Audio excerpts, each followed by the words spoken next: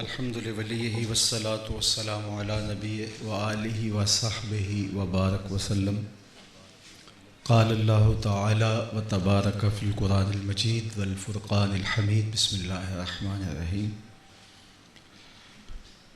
لقد کان لکم فی رسول اللہ اسوۃ حسنہ.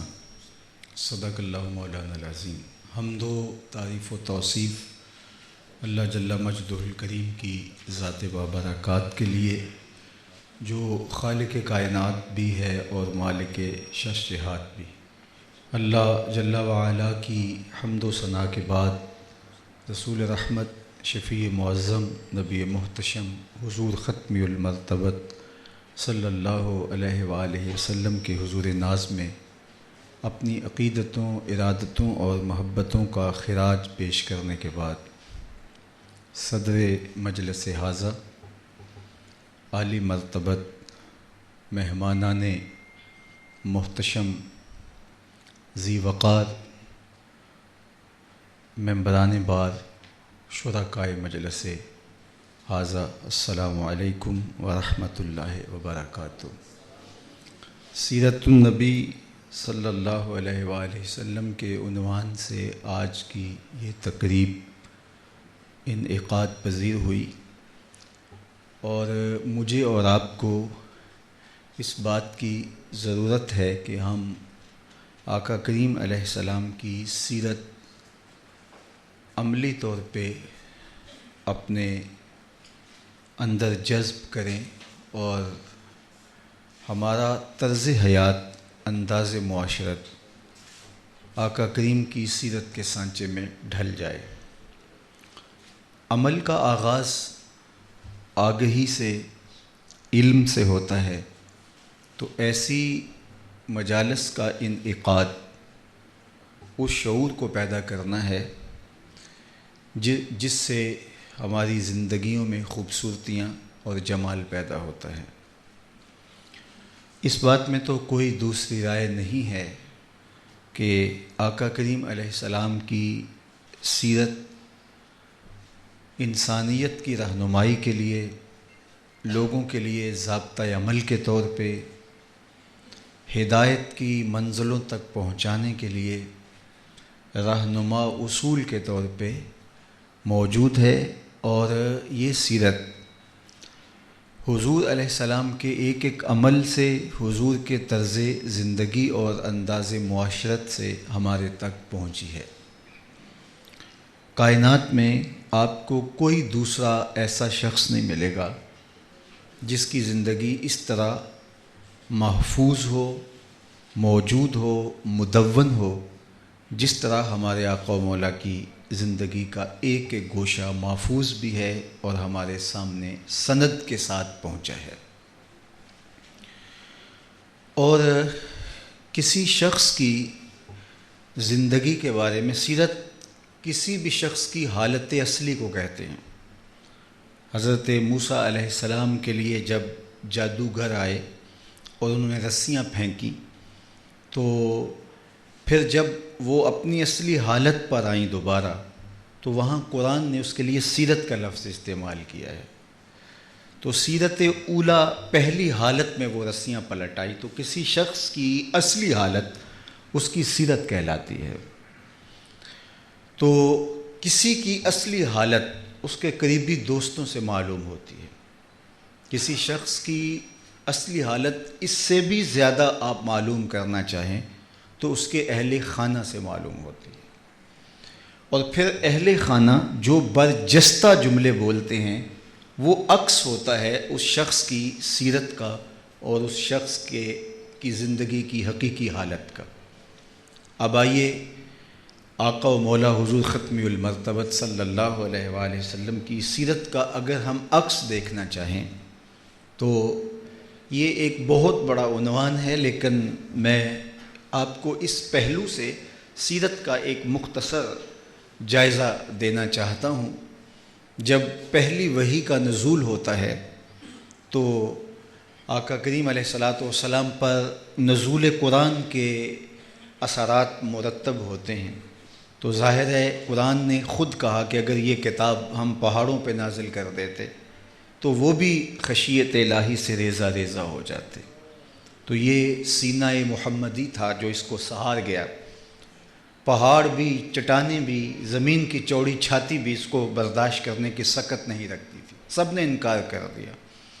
تو حضور کے قلب اطہر پر جب قرآن کا نزول ہوا تو پہلی وحی، تو اس وحی کے بعد حضور نے سردی محسوس کی اور طبیعت کے اندر ایک عجیب حالت پیدا ہوئی۔ تو حضور گھر جب لوٹے تو ام المومنین حضرت خدیجۃ الکبریٰ رضی اللہ تعالی عنہا سے حضور نے ارشاد فرمایا، زملونی، مجھے چادر دو، مجھے سردی لگ رہی ہے۔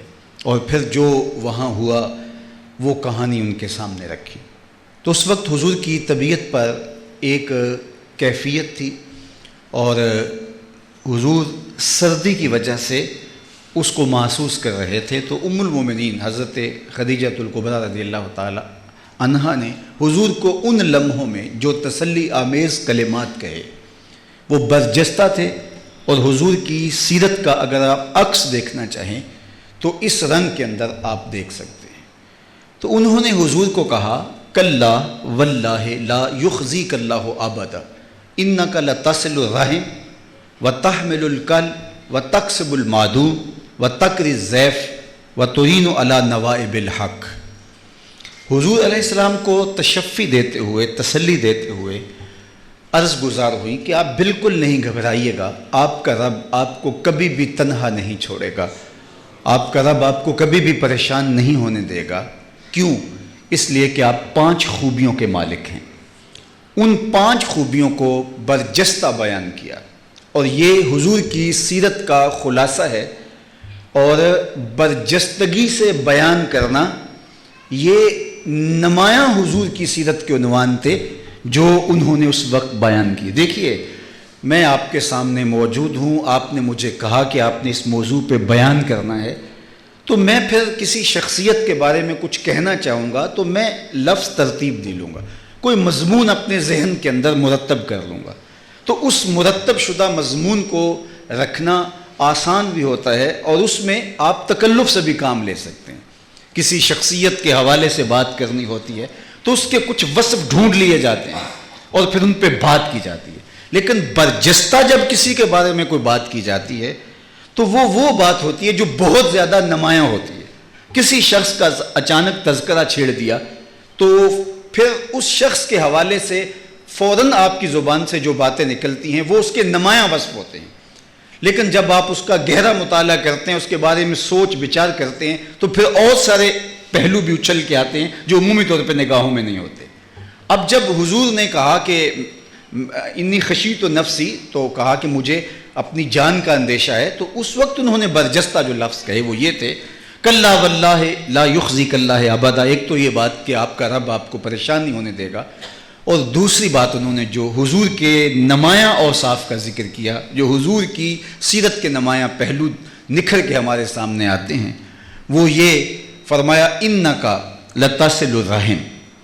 آپ کس طرح پریشان ہو سکتے ہیں جبکہ آپ کا مزاج ہی یہ ہے کہ آپ صلہ رحمی کرتے ہیں، لوگوں کے ساتھ آپ کا حسن سلوک دیدنی ہے اور مثالی ہے، رشتہ داروں کے ساتھ آپ کا رویہ قابل اتباع ہے۔ لتصل الرحم، صلہ رحمی، جو آپ کے ساتھ تعلق رکھتے ہوں، رشتہ داری کا تعلق ہو، خون کا رشتہ ہو، دودھ کا رشتہ ہو، ہمسائیگی کا رشتہ ہو، تو جن کے ساتھ آپ کا تعلق ہے تو آپ اس کو نبھاتے ہیں، اس کے تقاضوں کو جانتے ہیں، حسن سلوک کرتے ہیں۔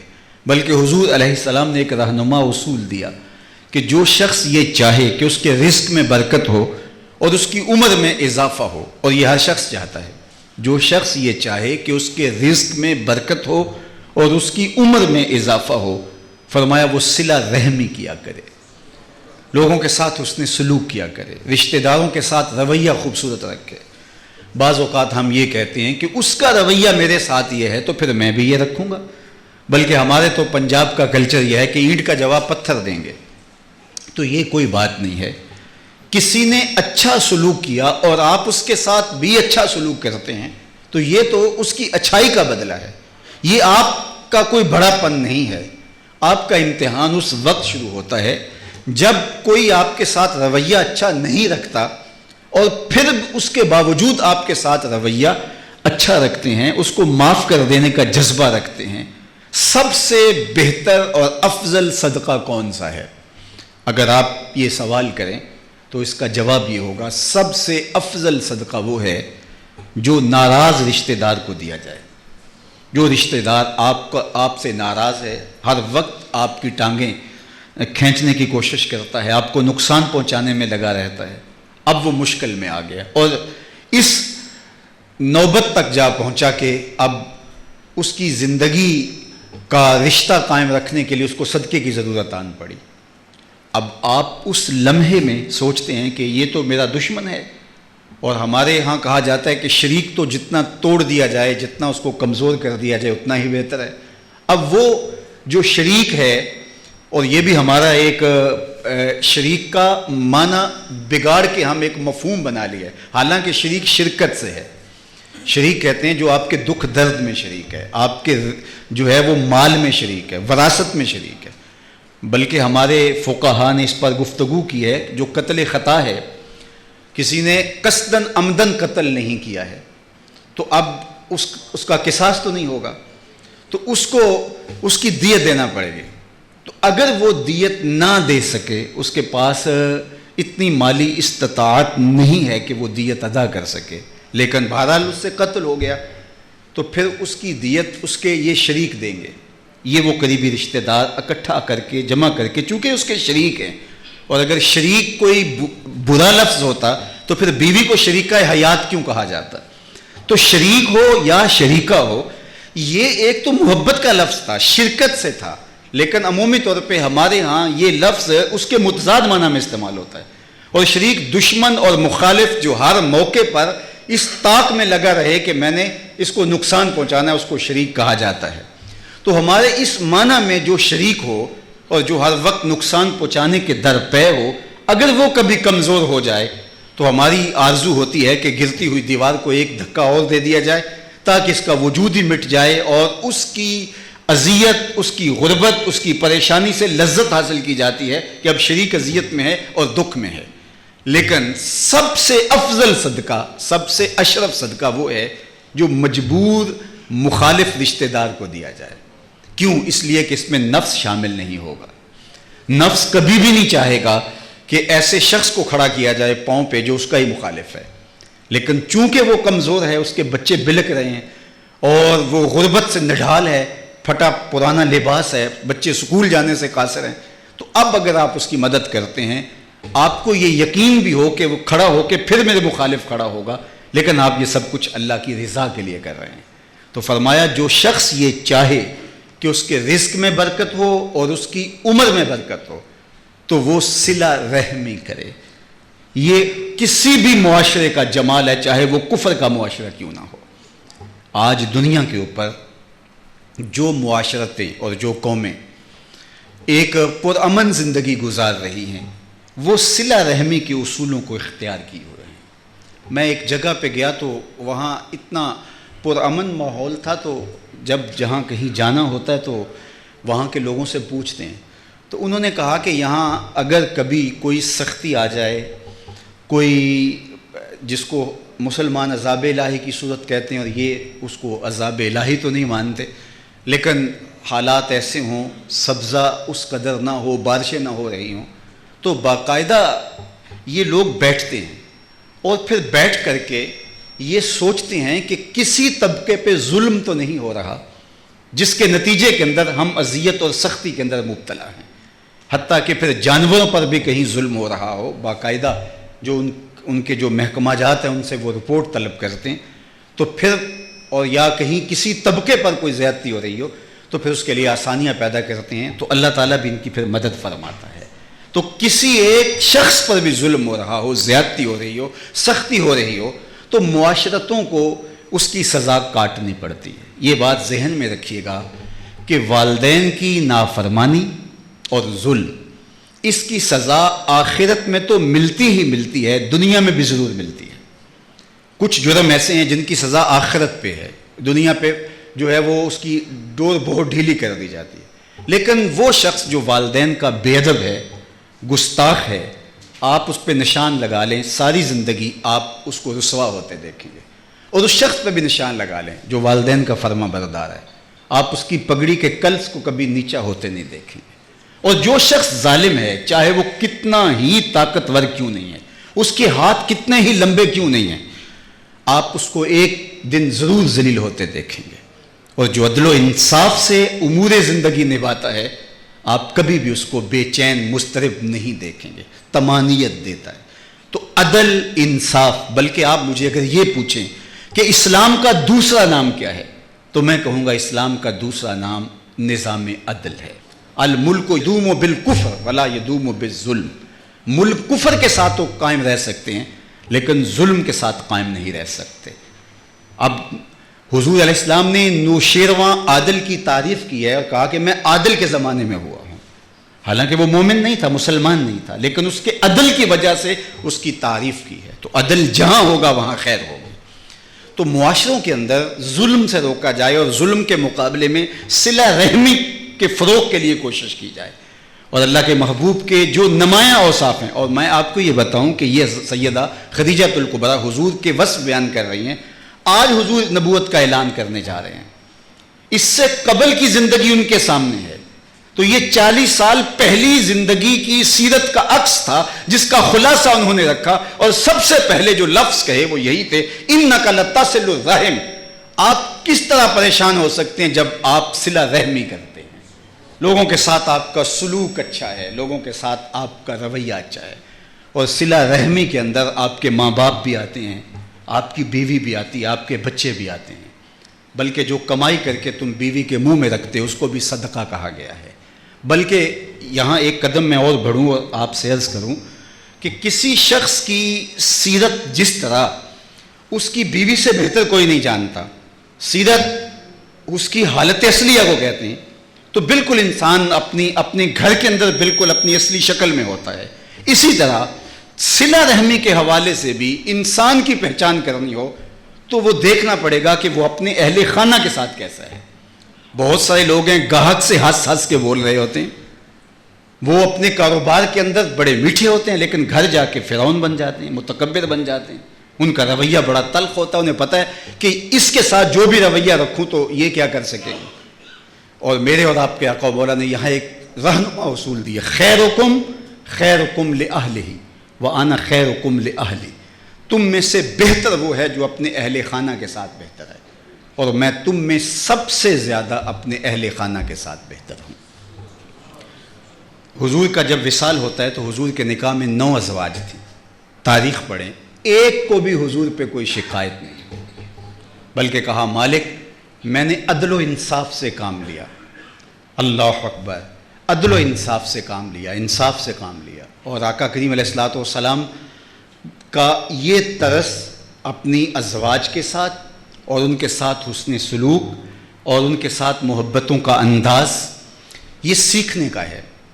چونکہ آپ کے گھر کی طمانینت کا آغاز یہاں سے ہوتا ہے، اور یہاں سے آپ نکھر کے سامنے آتے ہیں کہ آپ کہاں کھڑے ہیں.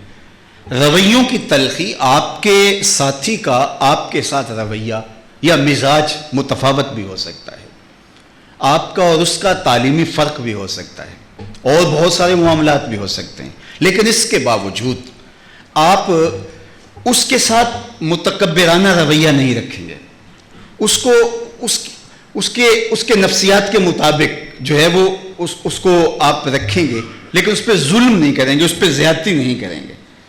تو یہ کسی شخص کی حقیقی زندگی کا عکس جو ہے وہ وہاں سے ظاہر ہوتا ہے. خیرکم خیرکم لأہلی وأنا خیرکم خیرکم لأہلہ وأنا خیرکم لأہلی. اور میں تم میں سب سے زیادہ اپنے اہل خانہ کے ساتھ بہتر ہوں.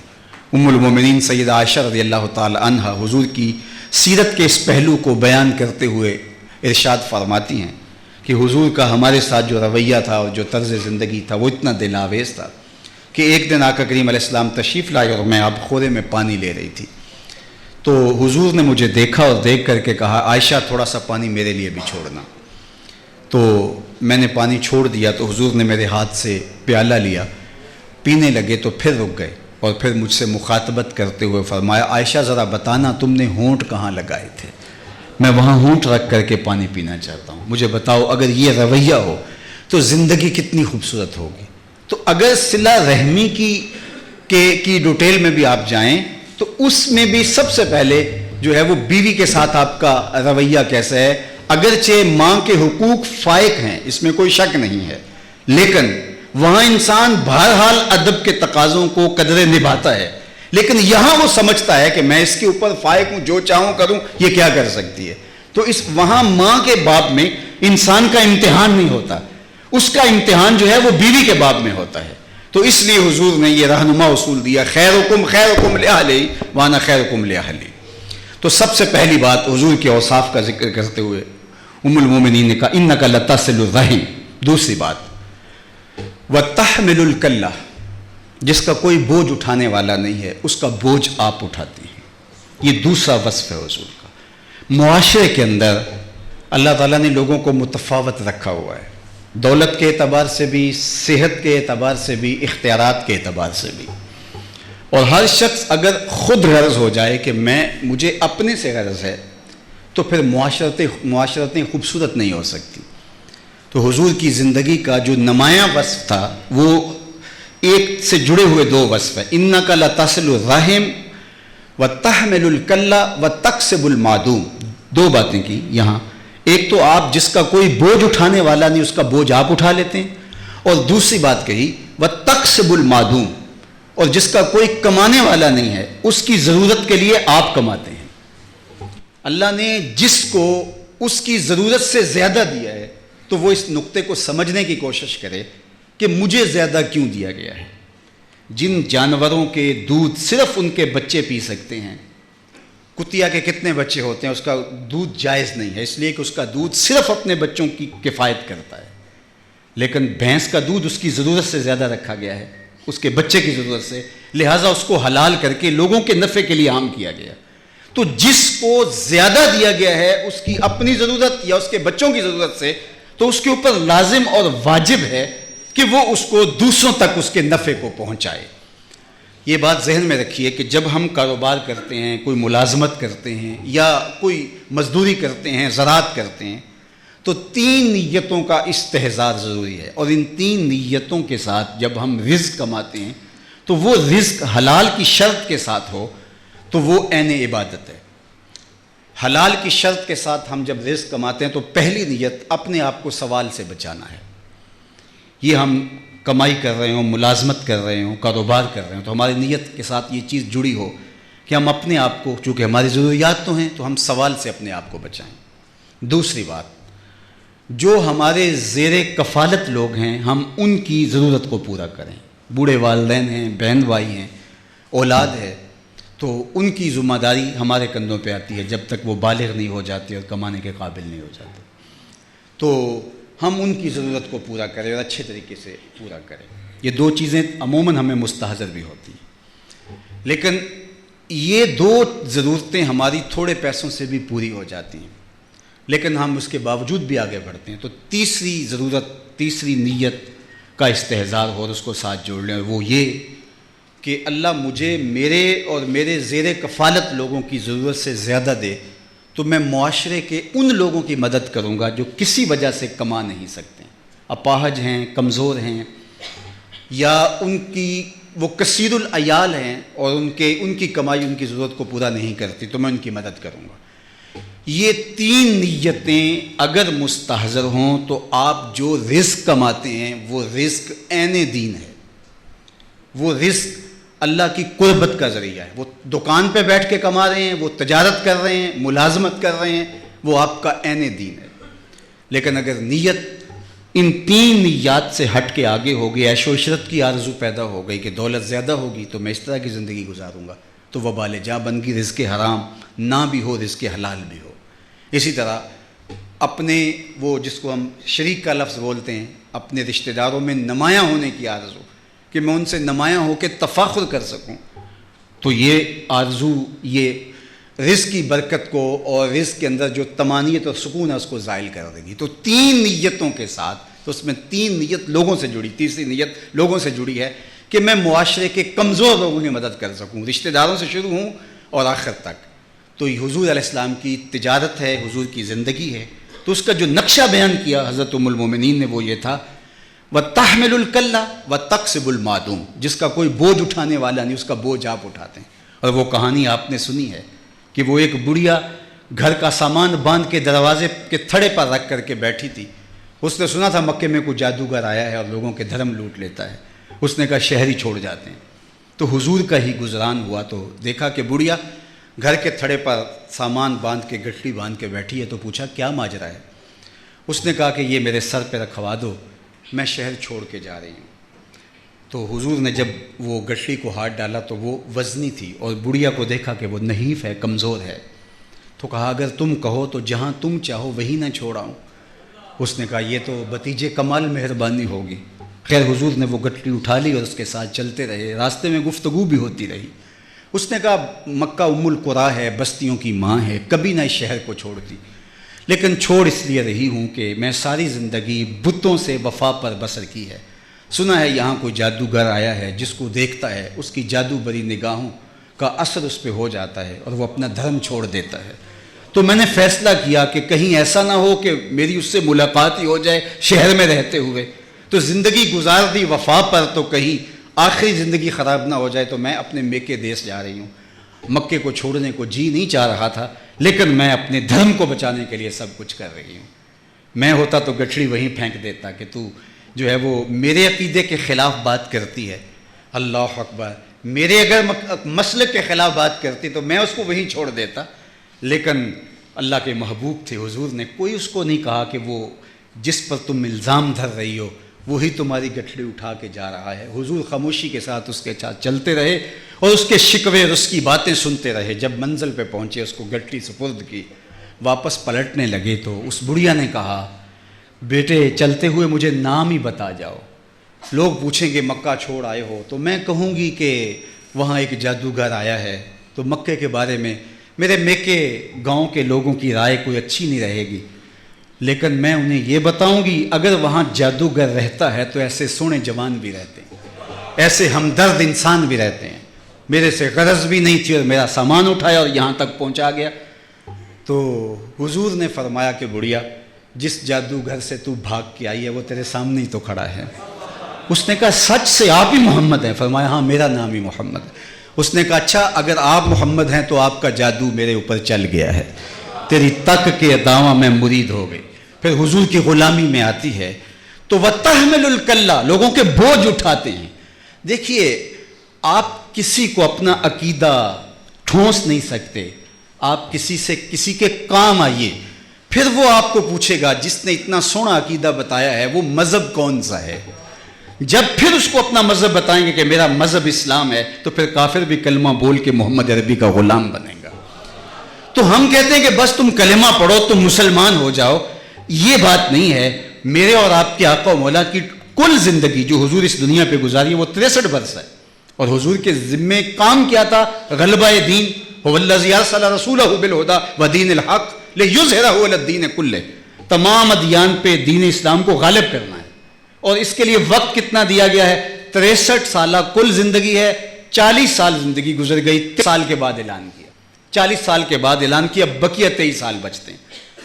تو یار اتنی بڑی ذمہ داری تو بندہ جلدی میں کرتا ہے نا. اور اللہ کہتا ہے محبوب نہیں، 40 سال تک تیرا کردار ان کے سامنے ہوگا، اور پھر جب تم اعلان کرو گے پھر تیری تکذیب نہیں کر سکیں گے. اور حضور نے جب کوہ فاراں پہ کھڑے ہو کر کے کہا کہ اگر میں کہوں کہ بلکہ جبل صفا پہ کھڑے ہو کے کہا کہ میں کہوں پہاڑ کی دوسری جانب سے ایک لشکر آ رہا ہے جو تمہیں تاخت و تاراج کر کے رکھ دے گا تو میری بات مان لو گے؟ ابھی اعلان نہیں کیا، بتایا نہیں، ان کو اب بتانے جا رہے ہیں. پہلے یہ بات پوچھی تو انہوں نے کہا کہ اگر نظر نہ بھی آیا وہ قافلہ جو ہمیں تاخت و تاراج کرنے آ رہا ہے تو ہم کہیں گے ہم اندھے ہیں، آپ سچے ہو، آپ کی صداقت پہ اتنا یقین. ہم نے 40 سال آپ کی تقدیس کی قسمیں کی ہیں، آپ اپنی امانتیں آپ کے گھر میں رکھی ہیں، یوں ہی تو نہیں رکھی. تو اگر نظر نہ بھی آیا تو ہم کہیں گے ہمیں کوئی پھیر لگ رہا ہے، آپ سچے ہیں. تو حضور نے فرمایا اگر میری صداقت پہ اتنا یقین ہے تو مان لو پھر اللہ ایک ہے. اب وہ سوچنے لگ گئے. اگرچہ ابو لہب نے کہا تبًا لک ھنالک سائر الیوم الہٰذا جمعتنا، معاذ اللہ، اس نے حضور کے لیے سخت لفظ بول دی اور اللہ نے سورہ تبت نازل کی، تبت یدا ابی لہب و تب. تیرے دونوں ہی ٹوٹ جائیں، پہلے کیوں نہیں بولا تھا؟ دیکھیے حضور کو صادق کہہ چکے ہیں نا، صادق اور امین کہہ چکے ہیں، جب کہہ چکے ہیں اب ان کی تکذیب کیسے کر سکتے ہیں؟ یہ آپ سے بہتر کون جانتا ہے؟ جب گواہ پہ بحث مکمل ہو جائے تو پھر کوئی گواہی کے موقع پہ کہے کہ نہیں میں اس کی گواہی نہیں مانتا، میاں یہ تو اس وقت بولنا تھا جب گواہ پہ بحث چل رہی تھی کہ یہ موقع پہ موجود نہیں تھا، اس کا جو ہے وہ فریق مخالف کے ساتھ جو ہے وہ رابطہ ہے، تعلق ہے، رشتہ داری ہے، معاملہ یہ تو اس وقت بات کرنی تھی جب گواہ پہ بحث چل رہی تھی۔ جب گواہ پہ بحث ہوئی اس وقت کہا یہ بالکل درست 100% اچھا شخص ہے، اور اب گواہی دینے لگا تو کہا نہیں اب میں نہیں سے مانتا۔ تو یہ کیا بات ہوئی؟ جب گواہ پہ بحث چل رہی تھی اور وہ بحث کا موقع تھوڑا نہیں دیا، 40 سال دیے تھے، کہا اس پہ بحث کر لو، ہر پہلو سے دیکھ لو۔ انہوں نے نہ صرف بحث کی، اپنی امانتیں بھی حضور کے گھر میں رکھی۔ یہ عملی اعتماد تھا حضور پر۔ اب اگر وہ کہتے ہیں کہ ہم نہیں مانتے اس کی گواہی کو، تو پھر اللہ کی عدالت توہین عدالت لگاتی ہے نا، تبت یدا ابی لہب وتب، ظالم تیرے دونوں ٹوٹ جائیں، پہلے کہاں پڑا تھا؟ 40 سال تک ان کا کردار تیرے سامنے، تیری امانتیں بھی ان کے گھر میں پڑی ہوئی ہیں، اور اب کہہ رہا ہے کہ میں نہیں مانتا۔ تو یہ بات ذہن میں رکھیے گا کہ حضور علیہ الصلوۃ والسلام نے اپنے کردار کے ذریعے سے لوگوں تک دین پہنچایا، اور حضور کا خلق کریمانہ لوگوں کو اسلام کی طرف لے آیا۔ ہم اپنی تقریر کے زور پر لوگوں کو دین دینا چاہتے ہیں، حضور نے کردار کے زور پہ لوگوں کو دین دیا۔ حضرت شاہ نقش بند بخاری علیہ رحمہ کا ایک قول عرض کرتا ہوں، وہ فرماتے ہیں کہ جس شخص کی خاموشی فائدہ نہیں دیتی اس کی تقریر بھی فائدہ نہیں دیتی، یعنی جس کا کردار اثر انداز نہیں ہوتا اس کی گفتار بھی اثر انداز نہیں ہوتی۔ تو حضور کا یہ کردار، انک لتصل الرحم وتحمل الکلب وتکسب المعدوم۔ چوتھی بات، وتقری الضیف، حضور کا ایک وصف نمایاں جو ذکر کیا ام المومنین نے، وہ یہ تھا کہ آپ مہمان نوازی میں جو مقام رکھتے ہیں، اور آنے والے مسافروں کے ساتھ جن کو پہچانتے ہیں ان کو بھی اور جن کو نہیں پہچانتے ہیں ان کو بھی، آپ کا دسترخوان ان کے لیے کشادہ ہے۔ اور آخری بات جو ارشاد فرمائی، وَتُعِينُ عَلَى نَوَائِبِ الْحَقِّ، راہ خدا میں سچائی کے راستے پر لوگ جب کسی اذیت اور تکلیف میں مبتلا ہو جاتے ہیں، ان کی مخالفت میں لوگ کھڑے ہو جاتے ہیں، تو آپ یہ نہیں دیکھتے کہ اس کے ساتھ کھڑا ہونا کتنے لوگوں کی دشمنی کو مول لینے کے مترادف ہوگا۔ آپ یہ دیکھتے ہیں کہ یہ شخص جس کے خلاف زمانہ کھڑا ہو گیا ہے، یہ سچا ہے، یہ صداقت پر ہے، یہ حق پر ہے، تو آپ اس کے ساتھ جا کے کھڑے ہو جاتے ہیں۔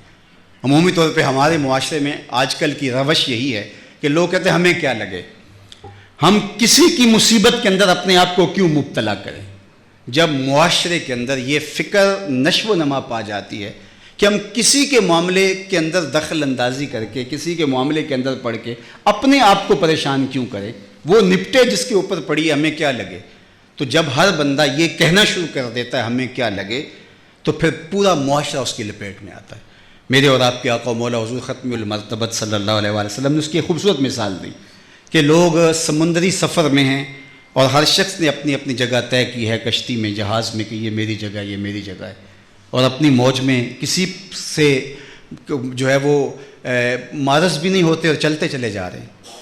لیکن ایک شخص اپنی جگہ پر جہاز میں، کشتی میں سوراخ کرنے لگ جاتا ہے، اور اگر سارے یہ کہتے ہیں کہ ہمیں کیا لگے، وہ ہمارے کہتے ہیں اپنے گھر کو چھاج بجائے یا چھلنی، ہمیں کیا لگے، تو سارے یہ کہنے لگ جاتے ہیں ہمیں کیا لگے، اور اس کا ہاتھ نہیں پکڑتے، اس کو منع نہیں کرتے، روکتے نہیں، تو پھر اس کا نتیجہ کیا ہوگا، وہ تو ڈوبے گا ہی، ساتھ ان کو بھی لے ڈوبے گا۔ لیکن اگر یہ اس کا ہاتھ پکڑ لیتے ہیں، اس کو منع کرتے ہیں، تو پھر اس کو بھی بچائیں گے اور خود بھی اپنے آپ کی حفاظت کی ضمانت فراہم کر لیں گے۔ تو جب کوئی شخص معاشرے کے اندر شر پھیلانے کا باعث ہو تو اس شخص کے خلاف کھڑے ہو جائیں، اور جو حق کی راہوں کا مسافر ہو اس کے ساتھ کھڑے ہو جائیں۔ اس کو جب معاشرہ تنہا چھوڑنے کی روش اختیار کر لے گا، کوئی بندہ صداقت کا پرچم لے کر کے میدان میں نکلے گا، اور لوگ اس کا ساتھ اس لیے نہیں دیں گے کہ ہم اپنے آپ کو مشکل میں کیوں ڈالیں، جان جوکھم میں کیوں ڈالیں، یہ اس کا کام ہے، یہ جانتے پوچھتے ہوئے کہ یہ سچائی پر ہے، یہ حق پر ہے، اور اس کا ساتھ ہم نہیں دیتے ہیں، تو پھر اس کا نتیجہ یہ ہوتا ہے کہ اس کی حوصلہ شکنی ہوتی ہے، اور آئندہ جو ہے وہ حق کی آواز لے کر کوئی نہیں اٹھتا، اور معاشرتیں تباہ ہو جاتی ہیں، اور قومیں جو ہیں وہ زندہ درگور ہو کے رہ جاتی ہیں۔ تو حضور کی زندگی کا یہ وصف، سارے اوصاف ان کا تعلق اجتماعی معاشرت سے ہے، لیکن یہاں خاص طور پہ حضور علیہ الصلوۃ والسلام کی زندگی کا یہ نمایاں وصف بیان کرتی ہیں اور یہ برجستہ استعمال کرتی ہیں. اور برجستگی اس لیے ہے کہ انہوں نے یہ مشاہدہ اپنی زندگی میں کئی مرتبہ دیکھا تھا. حلف الفضول سے لے کر آگے تک چلے آئیں، حضور کی ساری زندگی ایسے واقعات سے بھری پڑی ہے کہ لوگوں کے معاملات کے اندر حضور کس طرح جو ہے وہ شامل ہوئے اور ان کی مدد اور نصرت کے لیے کیسے کھڑے ہوئے. تو یہ وہ 5 خوبیاں ہیں جو اگر سیرت کی ہم اپنے اندر اختیار کر لیں اور اپنی روح میں جذب کر لیں تو ایک صالح اور پاکیزہ معاشرت کی بنیاد پڑ سکتی ہے. اپنے طور پہ ہم نمازی ہوں، اپنے طور پہ ہم دیگر اعمال خیر ہوں، تسبیح کر رہے ہوں، مصلی بچھا کے رات کو نوافل ادا کر رہے ہیں، یہ ہمارا انفرادی عمل ہے. لیکن حضور کی سیرت کا یہ جو عنوان ہے جو برجستہ ام المومنین بیان کرتی ہیں، اس سے ایک اچھی اور پاکیزہ معاشرت ترتیب پاتی ہے. ہمدردی کے جذبے فروغ پذیر ہوتے ہیں، معاشرے کے اندر عدل و انصاف پھیلتا ہے، ایک دوسرے کے لیے دل میں نرمی رقت پیدا ہوتی ہے، اور یہی انسانیت کا جمال اور انسانیت کا ممتاز ہے. ویسے انسان اپنے اعضائے بدنیہ کے لحاظ سے اور دیگر اعتبارات سے حیوانات سے مشابہت رکھتا ہے، تو فصل ممیز ما بہل امتیاز جو ہے، جو اس کے مشارکات سے اس کو چیز الگ کرتی ہے، وہ مناطق کا کہتے ہیں نطق ہے. اور اس پر بھی علماء نے گفتگی کہ یہاں نطق سے مراد نطق عقل ہے، یعنی عقل و فہم جو اللہ نے حضرت انسان کو دی، اور وہ امتیاز کی طاقت خیر و شر کو جو امتیاز انسان کرتا ہے، یہی اس کی زندگی کا جمال ہے. اور وہ فطری اور جبلی ہدایت ہے جو حضرت انسان کو اللہ تعالیٰ نے ودیت کی ہے. انبیاء کے ذریعے سے ان راہوں کو اجال دیا گیا ہے اور واضح کر دیا گیا ہے، مورد تصدیق ثبت کر دی گئی ہے. لیکن حضرت انسان کی فطرت اور طبع اور جبلت کے اندر اللہ تعالیٰ نے یہ بات رکھی ہے کہ خیر کیا ہے اور شر کیا ہے. اور اگر اس کو اس کا امتیاز باقی نہیں رہتا، یہ ختم ہو جاتا ہے، اس کو یہ پتہ ہی نہیں چلتا خیر کیا اور شر کیا ہے، تو پھر وہ گوشت پوست کا بنا ہوا انسان چوپایوں سے بدتر کہلاتا ہے. اولئک کالانعام بل ہم اضل، فرمایا یہ چوپایا ہے بلکہ چوپایوں سے بھی بدتر ہے. تو وہ انسان انسان ہی نہیں ہے، انسان انسیت سے بنا ہوا ہے، محبت سے بنا ہے. اس کا وجود، اس کا خمیر گندا ہی محبت سے ہے. جب یہ تخلیق کیا گیا تھا تو اس کے رگ و ریشہ کے اندر محبت محو نفوس تھی. تو اگر یہ اس جذبے سے آ رہی ہے اور اس دولت سے محروم ہے تو پھر وہ کچھ بھی نہیں. اور یہ دولت اگر انسان کے اندر ہو اور انسان کے اندر وہ احساس کا نور پیدا ہو جائے تو یہ وصف، یہ حضرت انسان کا جمال ہے. اور اس کی خوبصورت اور بلند ترین چوٹی اگر آپ نے دیکھنی ہے تو وہ ذات رسالت مآب صلی اللہ علیہ وسلم کا کردار ہے. آفتاب زندگی کی ایک شعاع اولی، نور سے تیرے فلک روشن، درخشاں ہے زمیں، تیری ہستی روشنی کا ایک حسین مینار ہے، ہر کرن جس کی نشان منزل دنیا اودی، تیری نظروں نے تراشے ظلمتوں سے آفتاب، پاؤں تیرے چوم کر ذرے بنے ماہ مبی. اے غریبوں کے سہارے، اے یتیموں کی مراد، محسن انسانیت تجھ سا کوئی نہیں. کائنات میں جو جمال، جو خوبصورتی، جو رنگ حضور نے بھرے ہیں. یہ میلاد کا موسم آ رہا ہے، ربیع الاول، تو عمومی طور پہ ہمارے خطباء یہ بات بیان کرتے ہیں کہ حضور جب پیدا ہوئے تو سویبہ نامی لونڈی نے جا کے اپنے آقا کو کہا، ابو لہب کو، کہ تیرے مرحوم بھائی کے گھر بیٹا پیدا ہوا ہے. تو اس نے انگلی کے اشارے سے کہا کہ جا تو آزاد.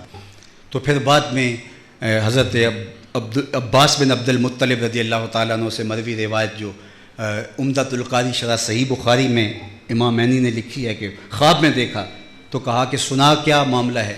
رشتے میں بھائی لگتا تھا تو کہا ساری زندگی پیغمبر رحمت کی مخالفت کی. تو کہا ہاں مجھے بہت تکلیف ہے، اذیت ہے، بہت مہنگی پڑی مخالفت. لیکن جس انگلی سے اشارہ کیا تھا حضور کے آنے کی خوشی میں، تو اس انگلی سے مجھے ٹھنڈا اور میٹھا مشروب ملتا ہے اور عذاب میں بھی کچھ تخفیف ہوتی ہے. اب اس کا ایک پہلو یہ کہ حضور کی ولادت کی خوشی اگر جو ہے وہ چچا کرتا ہے اور وہ بحیثیت نبی خوش نہیں ہوتا. جب بحیثیت نبی حضور نے اعلان کیا تو اس وقت سب سے زیادہ مخالفت میں کھڑا ہی وہ تھا اور سب سے پہلے بولا ہی وہی مخالفت میں.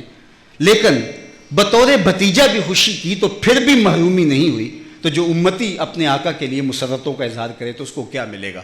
ایک پہلو اس کا یہ. لیکن جو دوسرا پہلو ہے جس کو عمومی طور پہ ہم نظر انداز کر دیتے ہیں یا اس پہ ہم بات نہیں کرتے، وہ یہ ہے کہ حضور جب تشریف لائے اور سویبہ نے جا کے اپنے جو ہے وہ آقا سے کہا کہ تیرے مرحوم بھائی کے گھر بیٹا پیدا ہوا ہے، تو اس نے کہا جا تو آزاد ہے، تو سویبہ آزاد ہوگی۔ گویا یہ اس بات کا اعلان تھا کہ پیغمبر رحمت آگے ہیں، اب غلامی کی زنجیریں ٹوٹنے لگی۔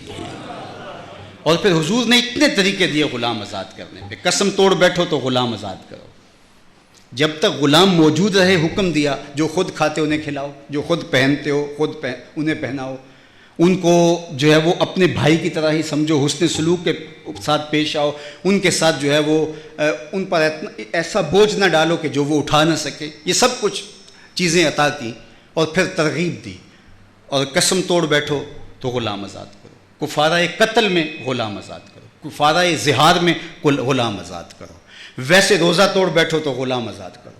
تو غلام آزاد کرنے کی ترغیب دی، اور ویسے بھی کہا غلام آزاد کرنے کا اتنا ثواب ہے۔ صرف حضرت عبد الرحمن بن عوف رضی اللہ تعالیٰ عنہ نے اپنی زندگی میں 30,000 غلام آزاد کیے، 30,000 غلام۔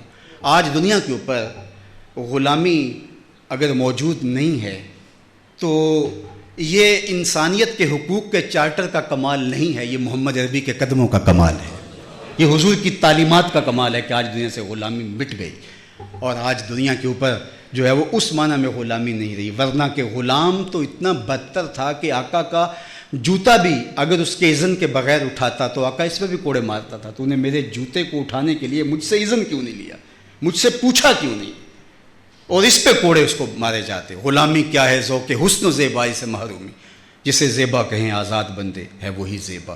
بھروسہ کر نہیں سکتے غلاموں کی بصیرت پر کہ دنیا پر فقط مردان حر کی آنکھ ہے بینا۔ غلام تو غلام ہی ہوتا ہے، لیکن میرے اور آپ کے آقا و مولا نے غلام کو عزت دی۔ آپ کو وہ لفظ، وہ جملے یاد ہوں گے جب حضور معراج سے واپس پلٹے تو بلال حبشی کو بلا کے کہا تو کون سا نیک عمل کرتا ہے؟ میں نے جنت میں تیرے قدموں کی آہٹ سنی ہے۔ کیا اس ایک جملے نے دور غلامی کی ساری تھکن اتار نہیں دی ہوگی؟ غلام فرش سٹ کے فراز عرش پہ نہیں پہنچ گیا ہوگا؟ جو آقا کے جوتے اذن کے بغیر نہ چھو سکے، اس کو دو جہاں کا سردار کہہ رہا ہے میں تیرے قدموں کی آہٹ جنت میں سنتا رہا۔